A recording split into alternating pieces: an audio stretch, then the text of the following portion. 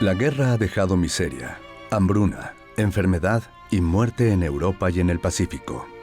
Según las estimaciones históricas, 12 millones de muertos, militares y civiles.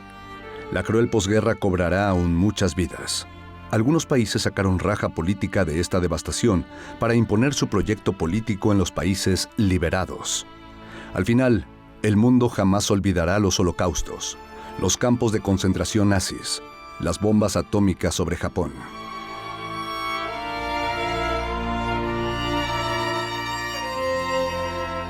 México no padeció la crueldad de la guerra.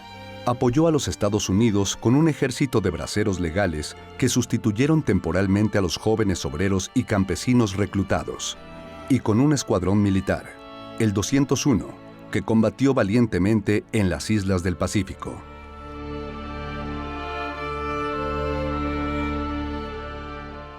Al término de la guerra, el Instituto Politécnico Nacional edifica su campus y construye su propio estadio deportivo, El Salvador Camino Díaz. Mientras tanto, el equipo politécnico juega la Liga Mayor en el Estadio Nacional. Ahí, de las manos del padre Lambert, ganará su primer campeonato en 1945 contra los Pumas de la universidad. Por primera vez en la historia de este deporte en México, el equipo ganador enciende antorchas en su tribuna iluminando el estadio. Será el primero de muchos éxitos politécnicos en los emparrillados nacionales. ¡Huelum! ¡Huelum! ¡Ella! A la cachi cachi porra, porra. A la cachi cachi porra, porra. A la cachi cachi porra, porra. A la cachi cachi porra, porra.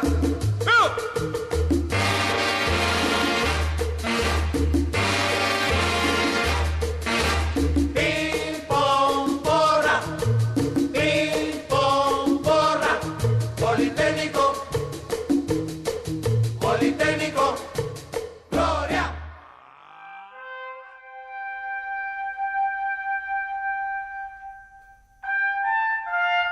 En 1946, el mundo hace un recuento de los daños. Los oficiales nazis que han sido arrestados enfrentan juicios políticos en los procesos de Nuremberg. No parece haber justicia que alcance para los crímenes de lesa humanidad cometidos por el Tercer Reich.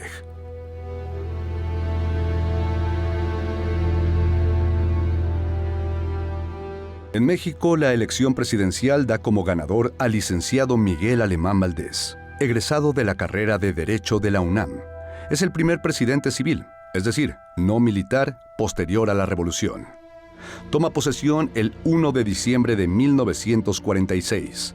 Inicia una etapa de modernización y urbanización sin precedente en el país. Al ser un presidente universitario, viste el suéter emblemático de la porra del fútbol americano, que en aquel entonces da identidad a los estudiantes de la máxima casa de estudios, los Pumas. Aunque los burros blancos del Politécnico son los campeones del 45, los Pumas se coronan en 1946.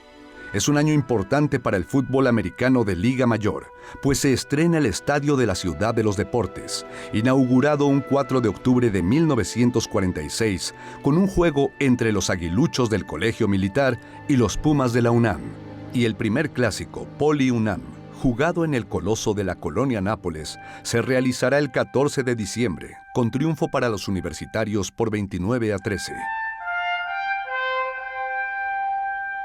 1947 inicia con la reconstrucción de Europa Occidental. Los Estados Unidos ponen en marcha el Plan Marshall, con una inversión de $14,000 millones. Las grandes potencias industriales, Reino Unido, Francia y Alemania, fueron los principales receptores de estos fondos.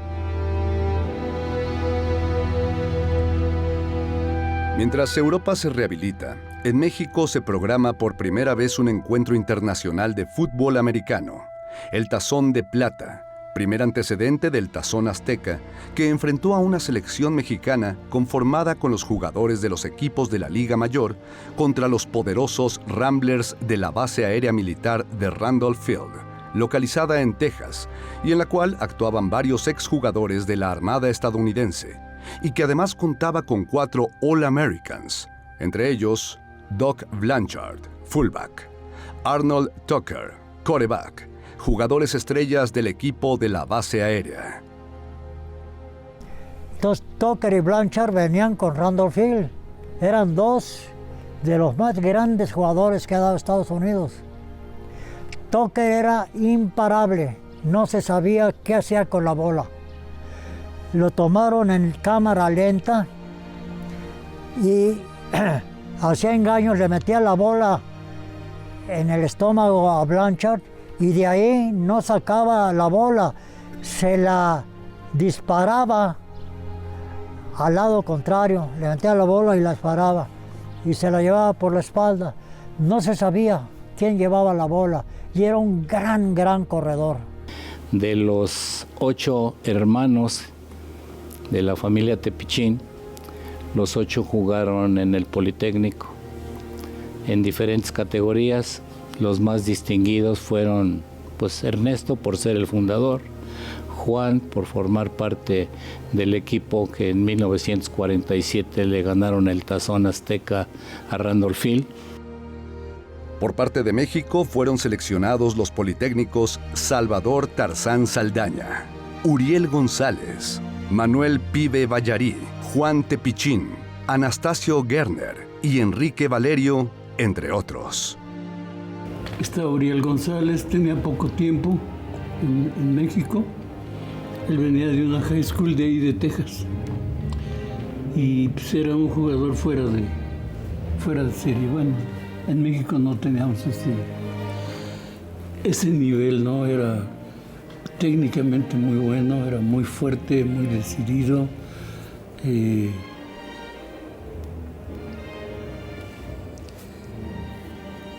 Pues era excepcional ahí en México. Había jugadores sensacionales, imparables, como Uriel González, que había jugado en Estados Unidos durante su juventud y se vino a México. Lo trajo el equipo de básquetbol de Chihuahua, los Dorados de Chihuahua. Y lo metieron al Politécnico. Y este gran jugador que fue Uriel González ingresó al Politécnico y debutó de manera sensacional. Era un gran jugador, Uriel González. Los 4 burros galopantes fue un bautizo de Miguel Tomasini, un periodista muy destacado de aquel tiempo. Nos puso los 4 burros galopantes. Se formó un cuarteto en el backfield, que era Rodolfo de León, fullback, Manuel Pibe Ballarí, Eduardo Elizondo y su servidor. De León era en ese tiempo tan buen jugador, tan destacado como el Pibe. Era un gran jugador, sumamente fuerte, muy capaz. La universidad había traído un fullback norteamericano, enorme, un hombre arriba como 2 metros de estatura y pesaba alrededor de 125 kilos, muy buen atleta. Y en el primer cuarto, cuando jugamos con ellos, se abrió el hueco y se vino corriendo este fullback que se apellidaba Origel, era de ascendencia mexicana, muy fuerte, y lo tacleó directamente Rufo. Le dio una tacleada que lo eliminó para siempre del fútbol americano. Para siempre, se acabó. Lo eliminó ahí de León. Pero de León se quedó desmayado ahí del impacto. De León era un hombre que medía 1,80 más o menos y pesaba alrededor de 75, 78 kilos. Y Origel era un hombre cerca de 2 metros y pesaba 125 kilos, ¿no? Entonces, pero la ferocidad de León era terrible, ¿no? Entonces se quedó desmayado ahí, lo sacaron. Y faltaba un cuarto de juego cuando se recuperó de León y entró. Y yo le di un pase y corrió 60 yardas y se acabó. Era sensacional. Adolfo Elizondo era un jugador también maravilloso. Era un jugador que era un jugador, un atleta preparado en pista y campo. Y en su tiempo corría los 100 metros abajo de los 11 segundos. Y estamos hablando de en los 40.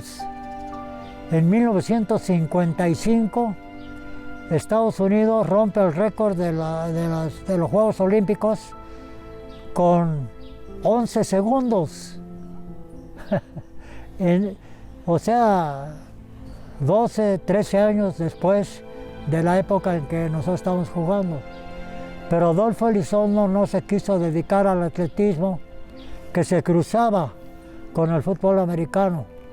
Entonces tenía que escoger entre atletismo y fútbol americano. Y Adolfo Elizondo pues prefería el fútbol americano.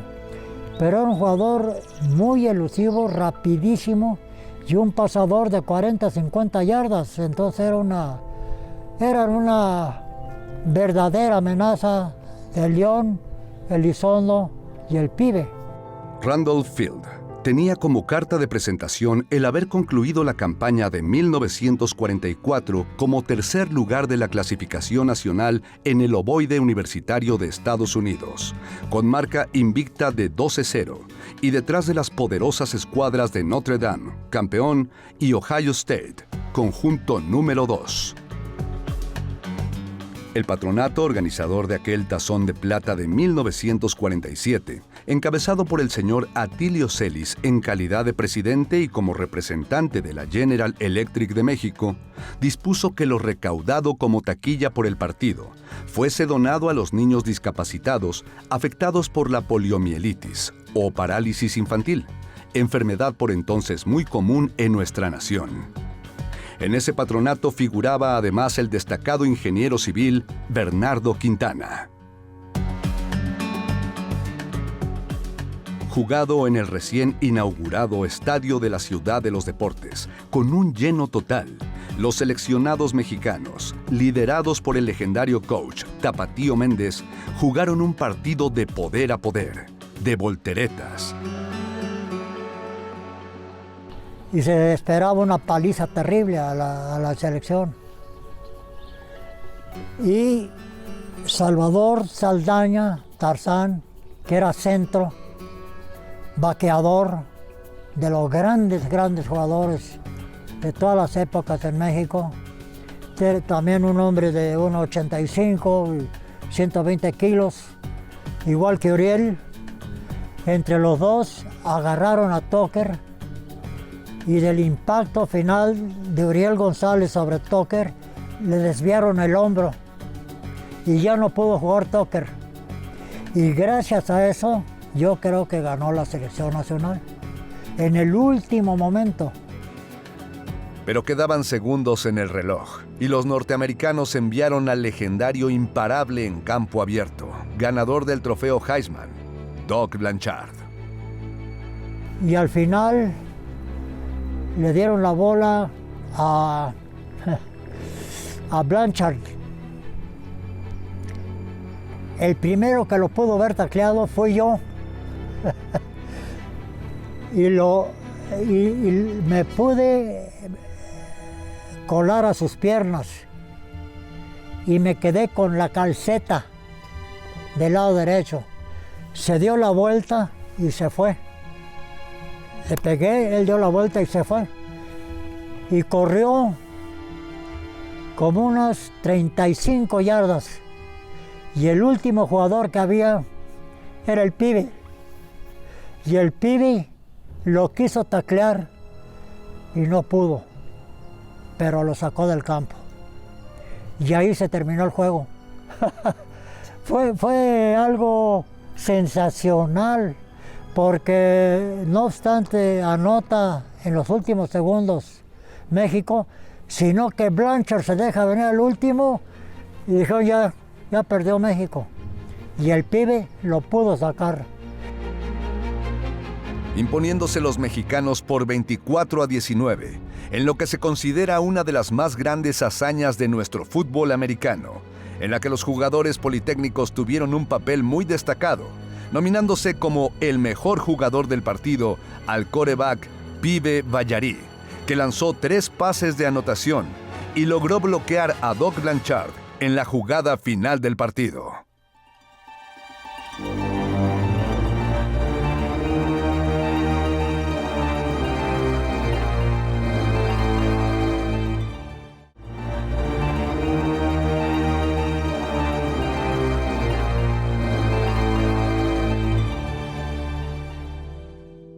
El Pibe originalmente jugó de centro en el equipo de intermedia del Politécnico. En nuestro tiempo existían únicamente los equipos, 2 equipos del Instituto Politécnico Nacional, el Politécnico de intermedia y el Politécnico de Liga Mayor.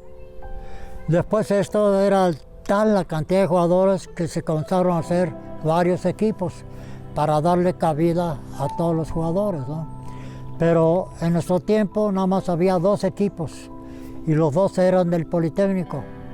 El Pibe se inició jugando en tercera fuerza en el centro, no se destacó mucho y subió a intermedia de centro también. Y durante su etapa en Liga Intermedia, que fue en 1940, había un centro del Politécnico gigantesco, Efraín García, enorme. Y el Pibe no tenía oportunidad de jugar. Era muy buen centro, enorme. Y era preferente, ¿no? Entonces el Pibe no jugó mucho, pero el Sapo se fijó en sus facultades y lo cambió al half izquierdo. Y el Pibe era un hombre que pasaba bien, pateaba, regresaba patadas, corría. En 1999, el Pibe Vallary fue nombrado por la entonces denominada Comisión Nacional del Deporte, CONADE, como jugador del siglo en nuestro fútbol americano, con base en una encuesta levantada entre reporteros de la fuente de diversos medios de comunicación. Y el Pibe pues ha sido, como ustedes ya saben, el único jugador que está nominado en el Salón de la Fama norteamericano. Lo consideran el mejor jugador habido, ¿no?, aquí en México. El Pibe Vallary no solo dejó grandes hazañas al deporte mexicano como jugador, sino que ha forjado generaciones de jugadores como entrenador. Bueno, el coach Vallary desde 1969 fue mi coach. Yo jugué en Cheyennes en el 68 juvenil, pero cuando me cambio al equipo de Carneros, el coach Vallary fue el coach. Y en la posición de quarterback, pues yo no tenía mucho conocimiento, pero él me enseñó a cómo manejar la pelota, cómo picharla, cómo voltear a ver anticipado a mi corredor para que no fumblear. Me enseñó a patear, yo fui pateador de despeje. Me enseñó la esencia del fútbol. Y bueno, pues todavía me acuerdo muchas cosas, anécdotas, porque además fue alguien más que un entrenador. Fue como un padre adoptivo, porque le confiaba cosas y él me daba consejos y me enseñó lo que era el fútbol. El fútbol en sí, que de alguna manera lo dejé en el campo de entrenamiento y de juego. Él nos dijo una vez: vengan a disfrutar el entrenamiento, el juego, no vengan a fuerza. El que quiera venir a fuerza, mejor este deporte no es para ellos. El Pibe fue un gran jugador, pero si no tenía el equipo que tenía enfrente, no podía él hacerlo solo. Era muy distinguido porque siempre los corredores y los pasadores son los que se distinguen, ¿no? Pero el conjunto es lo que le da validez al éxito. En noviembre de 1947, el presidente de la República firmó el acuerdo para crear la Escuela Superior de Ingeniería Química e Industrias Extractivas, ESIQUIE, en el Politécnico, por la necesidad de fortalecer las carreras de química industrial imprescindibles no solo para la industria petrolera, sino para la industria en general. De esta institución van a egresar los primeros ingenieros químicos petroleros especializados del país. Iniciando 1948, el mundo viste de luto. Es asesinado Mahatma Gandhi, extraordinaria personalidad del siglo XX. Logró la independencia de la India, del Reino Unido, con un movimiento pacífico. Demostró que se puede lograr grandes transformaciones políticas y sociales sin levantar las armas. Un ícono del pacifismo mundial.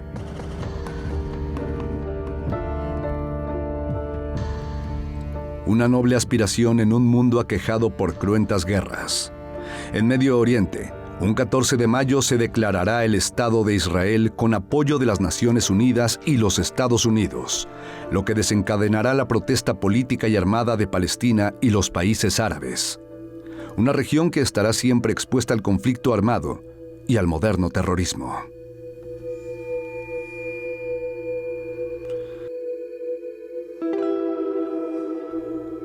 Aquel año de 1948, el Politécnico ganó su segundo campeonato, en esta ocasión bajo la tutela del entrenador Salvador Sapo Mendiola. El padre Lambert había llegado a la institución politécnica cuando el Sapo Mendiola había renunciado a comandar a los Burros Blancos. Su presencia fue muy importante para lograr el campeonato de 1945, al sentar las bases de fuerzas infantiles e intermedias y consolidar una base de jugadores excepcional.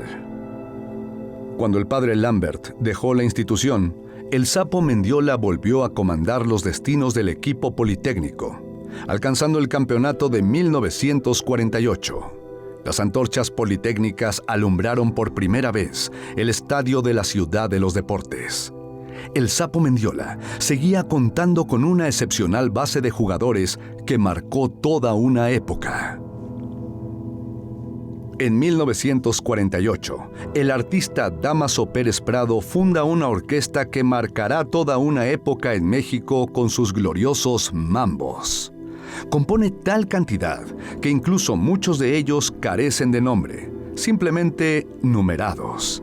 De ahí surgirá el emblemático Mambo Politécnico. En 1949, la Revolución China se impone sobre las tropas del imperio. El líder Mao Zedong declara el nacimiento de la República Popular China un 1 de octubre y se alía al bloque soviético. El comunismo internacional avanza. La supuesta Guerra Fría se calienta cuando la China comunista apoya a la insurrección coreana, con respaldo de la Unión Soviética. Los Estados Unidos apoyan a las facciones coreanas democráticas, desembarcando en la península en 1950. Se inicia así una guerra emblemática de la lucha por el poder mundial entre el comunismo internacional y el capitalismo.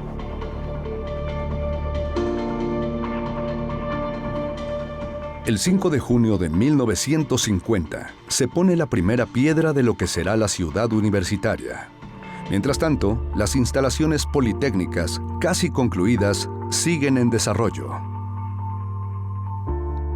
El padre Lambert vuelve a los controles de los Burros Blancos y gana su segundo campeonato de fútbol americano colegial y el tercero de la institución en un extraordinario juego celebrado en el Estadio Olímpico de la Ciudad de los Deportes ante más de 60,000 espectadores al derrotar al equipo de universidad por 39-26. Antes del inicio de aquel inolvidable juego, se dio el tradicional intercambio de saludos y la entrega de banderines entre los capitanes de ambos equipos. Por parte del Politécnico aparece el quarterback Óscar Paquín de la Mora, que esa tarde brilló intensamente en la dirección de su equipo. Y por parte de la universidad aparece Homero Flash Martínez. El conjunto de 1950 derrotó primero a Universidad por 39-26 y finalmente al México City College de Alex Esquivel por 15-14. Un pase interceptado por José Pibe II Ballarí en los minutos finales remachó la victoria del Poli. El clásico de aquella temporada tuvo más de 60,000 espectadores, con público hasta en el campo de juego. Marcaron un récord nacional de asistencia que sirvieron de marco a las 3 anotaciones de Alfonso Chino Portilla. Una época de esplendor y gloria para el Blanco y Guinda, que seguirá viviendo momentos excepcionales en los años 50, para gloria del Instituto Politécnico Nacional.